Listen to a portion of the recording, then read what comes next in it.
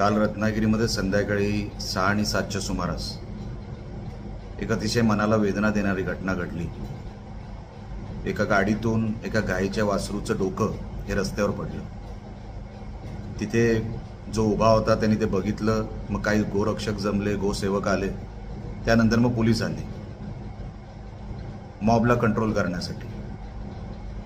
हे सगळं रात्रभर चाललं। खरं तर मी त्या सगळ्या गोसेवकांचं मी मनापासून कौतुक करतो की त्यांनी हा विषय काल धरून ठेवला।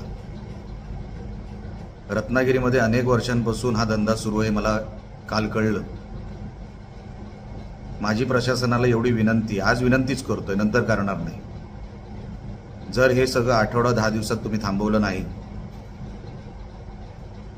आम्ही त्या गाड्या थांबवणार। कारण का तुम्हाला ते सगळे रूट माहिती आहेत, तुम्हाला कोण करतं माहिती आहे, कोण हा धंदा